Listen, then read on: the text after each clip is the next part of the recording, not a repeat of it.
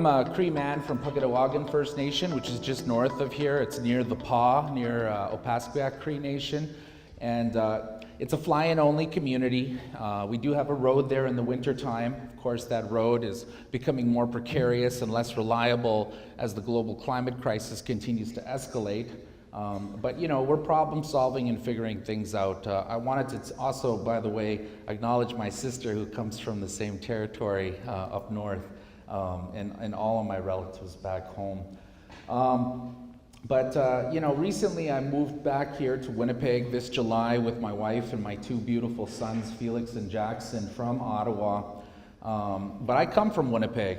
You know, I was very excited to come and speak at this gathering and to have an opportunity to, you know, get a chance to meet some of the community people that are, you know, organizing on the front line, that are doing community development, community economic development, because that's where I really started. You know, as a member of the Native Youth Movement in the 90s, you know, I grew up organizing in Winnipeg's North End and in Central and in the West End.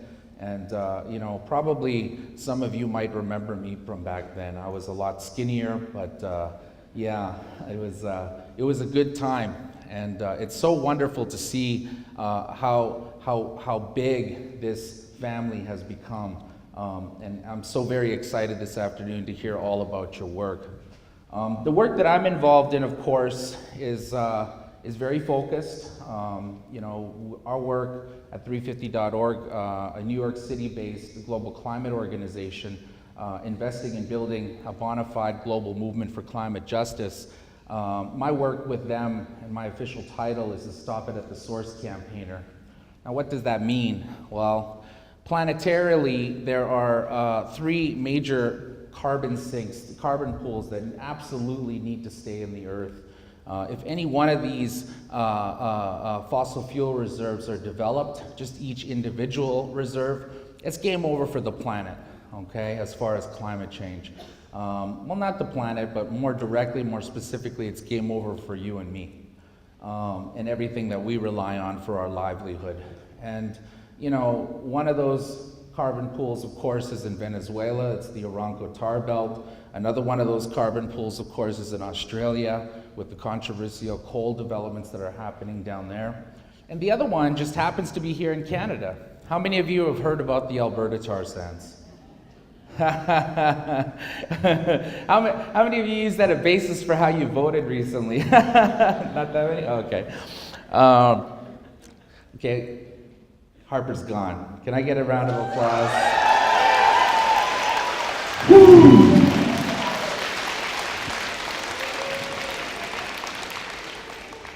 So that's the work that I'm focused on, is the one thing that Harper's been absolutely obsessed about for the last 11 years of his conservative majority government.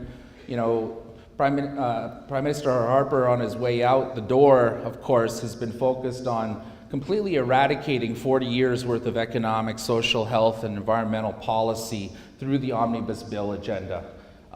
You know, that work has included stripping important pieces of federal legislation like the Navigable Waters Act, which, you know, for years and years has protected millions of lakes, rivers, and streams that, you know, municipalities and First Nations alike depend on for their livelihood. You know, our water here in Canada is such a precious part of the way that, you know, we see the world, that we experience the world. You know, for First Nations peoples, water is a sacred part of our cosmology. You know, it ties into the identity of Indigenous women as life givers, you know, and who have a sacred responsibility to defend that water. And of course, all of us young men and old men and everybody in between, you know, listen to our moms, our aunties, and our kukums, especially when it comes to the defense of water. And so for us, you know, we have answered the call of First Nations peoples in Alberta who have been, you know, ringing the alarm for many, many years.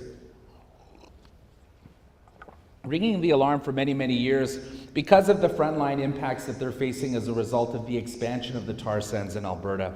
Now, what are the tar sands? You've all seen it on TV. You've all heard about it in, you know, political debates. You might have talked about the issue at your kitchen table with your family or your friends or wherever, you know, you socialize.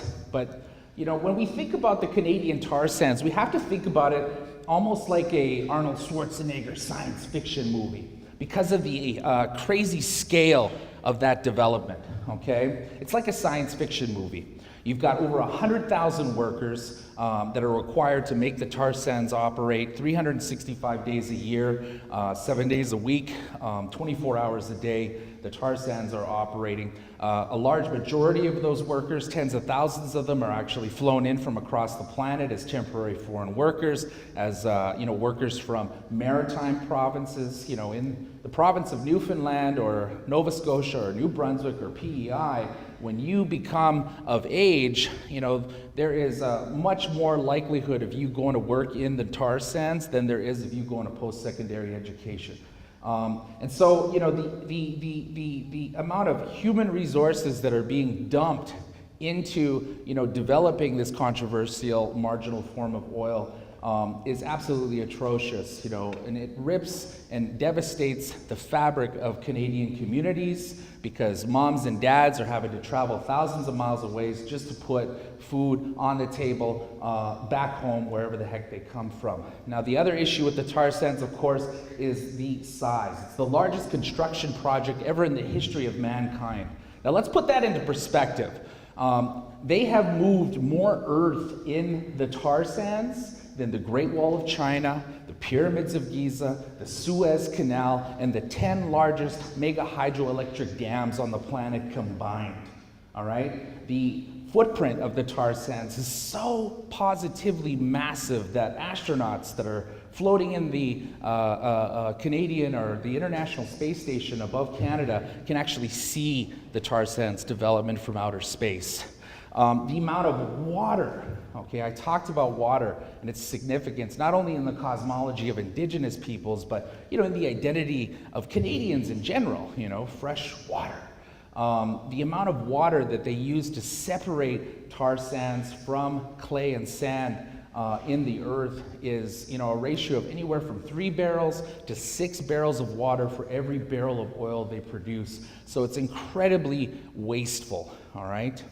And, the socioeconomic costs, the moral issues around tar sands that we all need to consider, of course, is that downstream from the tar sands in communities like Fort Chipewyan, a sleepy little village, that has an interesting history. They're the first, settler community in the province of Alberta. They also carry the title of potentially being the first community to be wiped off the map in Alberta within its contemporary settler colonial state context. And this is because of the fact that in the last decade, matching the trajectory of the expansion of the tar sands, community members in Fort Chipewyan have seen a rise in autoimmune diseases and cancers, including rare forms of cancers that have been scientifically linked to the long-term exposure of mammals to polycyclic aromatic hydrocarbons, in other words, oil, okay?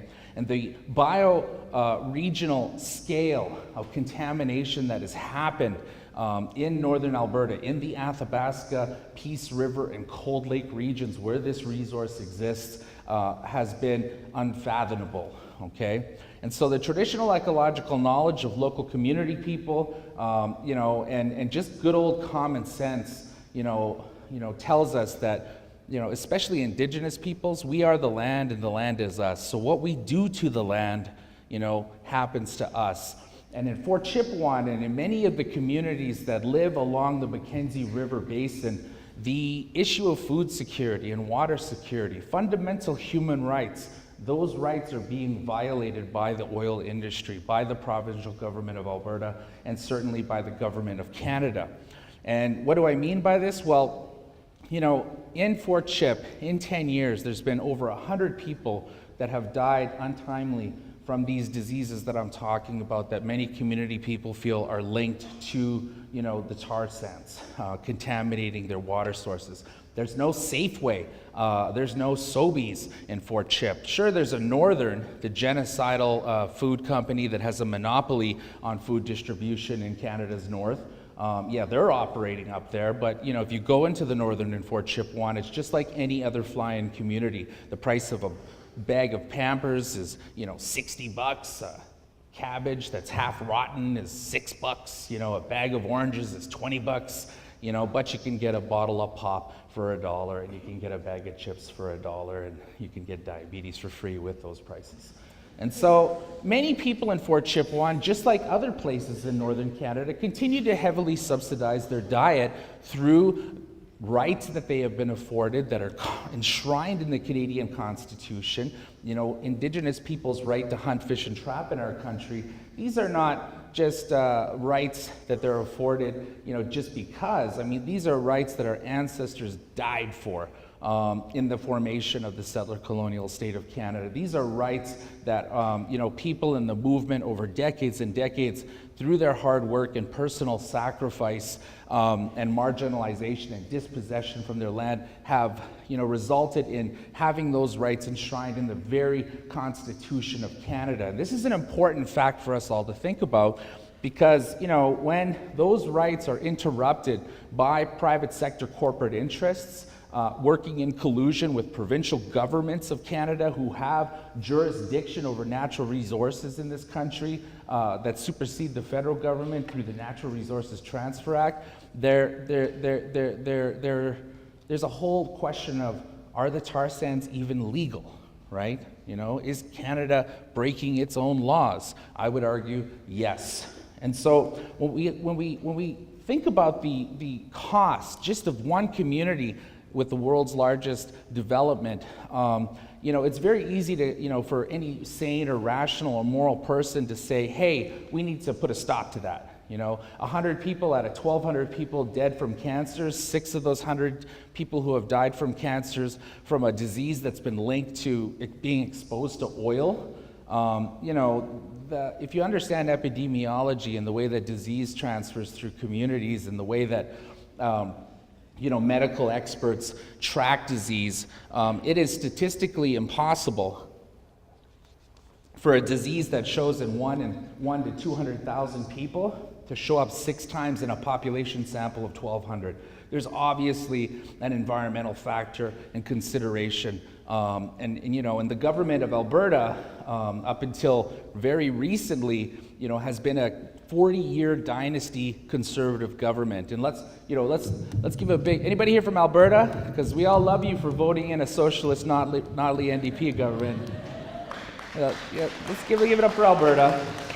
This is a sea change moment, and the fact that happened shows and demonstrates just how powerful local communities in Alberta and the action that they've taken to defend their land and water is, but it also shows how frickin' bad things actually are, that a 40-year government, 40-year dynasty conservative government would actually be booted out in Alberta recently in their provincial election. Now, the reason I bring up, this context is that Indigenous peoples in Alberta, in the story that they face, with the tar sands, this has been a widely publicized issue, but it also, I think, is a emblematic of an issue that really is pervasive right across Canada. When we think about notions of the term environmental racism, here in Canada, the term environmental racism is a very white and red thing.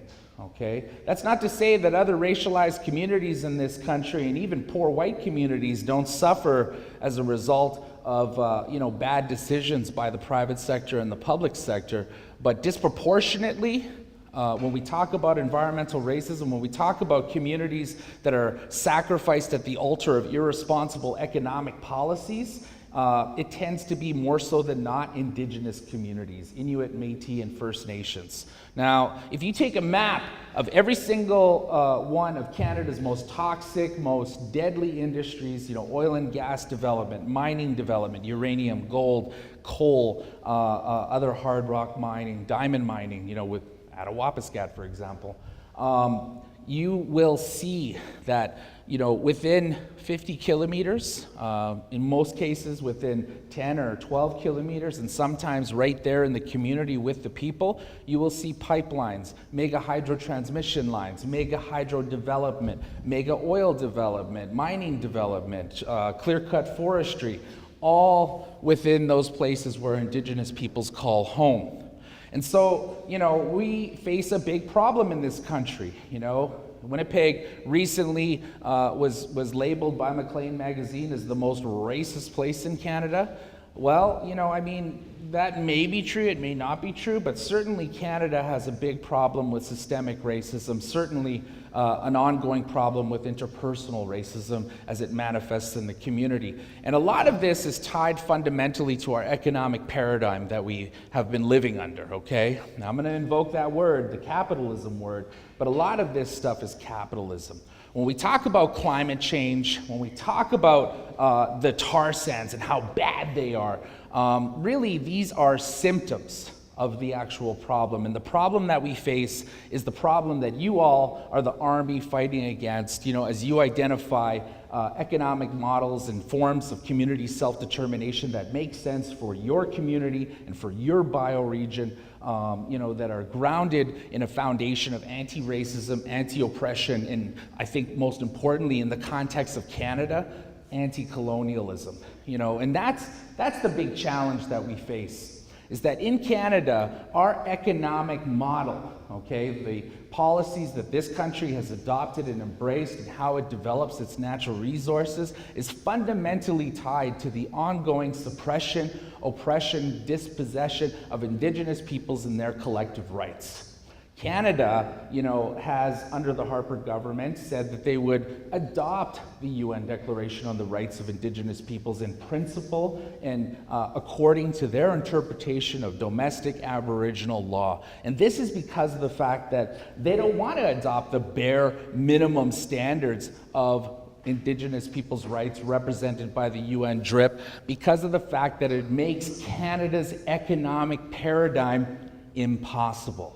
All right? Canada, as it currently exists, and the way that money and resources flow here in this country are not possible if Canada respects its fiduciary and legal obligation to First Nations peoples. There is a well-funded campaign, okay? And this campaign is bipartisan.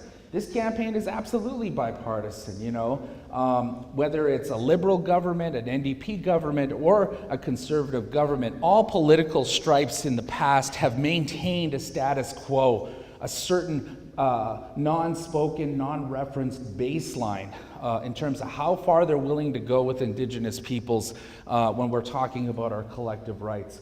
And every government is guilty of, enacting policies to try and attempt to unilaterally degrade, devolve federal and fiduciary and legal obligation defined by the number treaties 1 through 11, the maritime treaties, over 190 Supreme Court decisions that have enshrined our rights in the highest courts of this country, Section 23 of the Canadian Constitution, where our right to hunt, fish, and trap is enshrined, and other international frameworks as well, like the UN Declaration on the Rights of Indigenous Peoples, and of course the International Labor Organization's ILO Convention 69 or 169, I can't remember what the number is, but anyway, all of these regimes have put Indigenous peoples at the forefront of social movement change in the country, at the forefront of dethroning Harper, because of the fact that in 11 years of a conservative majority government, the one area, the one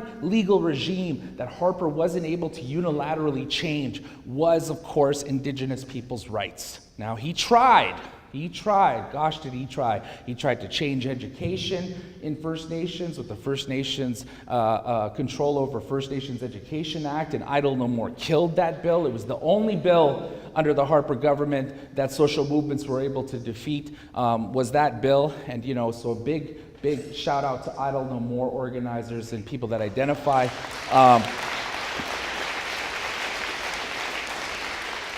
It's important to understand these kind of high-level pieces as you organize on the front line and as you work with community people in building models of community self-determination that take us away from the status quo. For us who are fighting against the fossil fuel regime, one important economic strategy that we have invested a lot of time in is the Global Fossil Fuel Divestment Campaign. We have 36 campuses across the country where student activists are working together with environmental justice organizers from frontline communities who are not only fighting the tar sands, but fighting against tar sands pipelines and refinery alleys and shipping lanes from coast to coast to coast.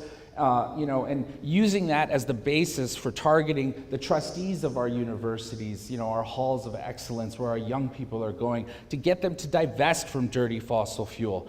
This movement has gone viral across the planet. And in 1 year of operation, we have seen $2.6 trillion of monies going into dirty fossil fuel be divested. And that is in the first year of operation. The reason I bring up the fossil fuel divestment campaign is because people like yourselves that are organizing on the front line and doing frontline community work, building local economies, strengthening local economies, connecting the dots between the intersection of human rights, Indigenous peoples' collective rights, environmental issues, and global problems we're facing, like climate change and food security. You are the ones that need to be at the front, that are standing there with workers affected by the massive transition that our country has to undertake to deal with the global climate crisis, to deal with the impending migration crisis that is going to happen as a result of climate change. There's 17 million refugees on the planet right now, and the planetary resources allocated to refugees are buckling under the pressure of managing that crisis.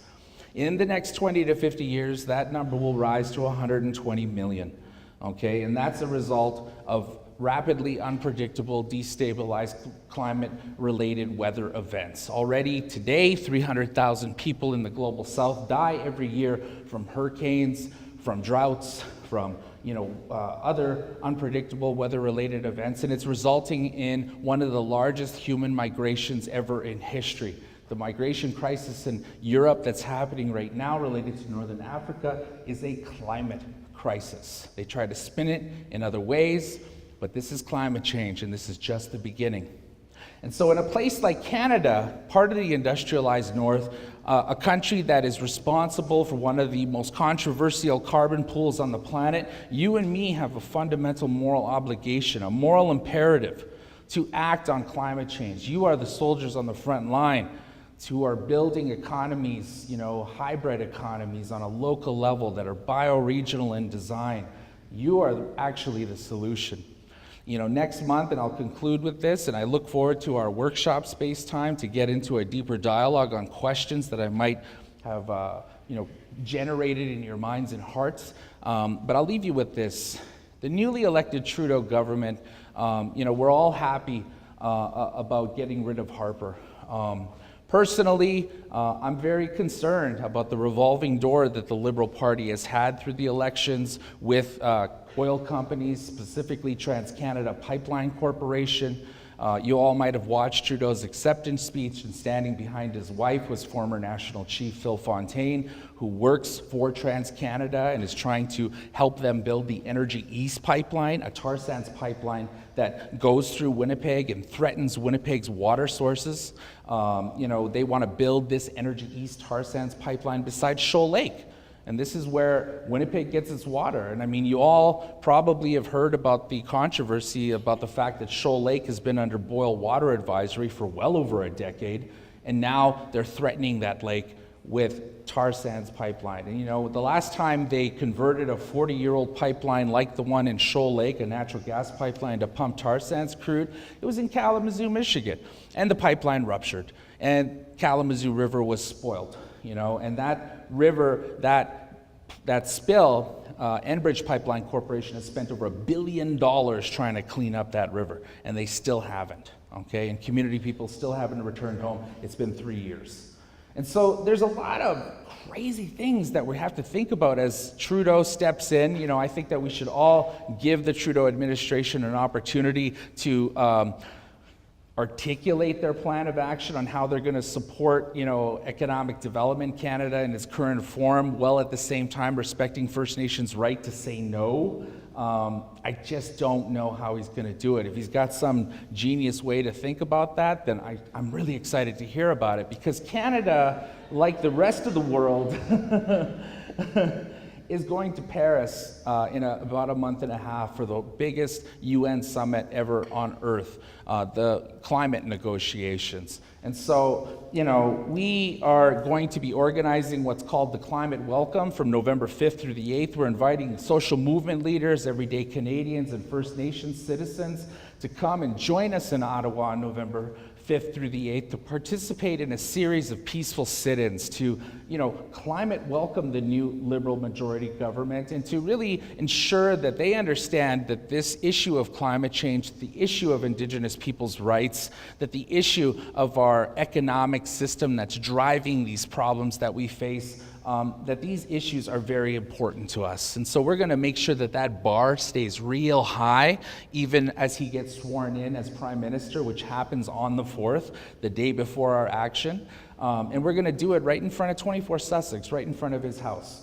And so, we'll have social movement leaders there and all kinds of folks. I encourage you to check out climatewelcome.ca, check out the information, and, certainly reach out to me if you want to learn more about the movement for environmental and climate justice and how to get involved, and certainly if you want to learn more about the Global Fossil Fuel Divestment Campaign. For those of you in Manitoba that are concerned about the Energy East pipeline and the tar sands in general and climate change in general, please come and visit our local 350 affiliate here, the Manitoba Energy Justice Coalition. Can you folks, MEJC members, there's one over there. Anyway, they have a lot of really spectacular information for how you can get involved here in Manitoba for those of you that are from here. And I'll leave it at that. Thank you.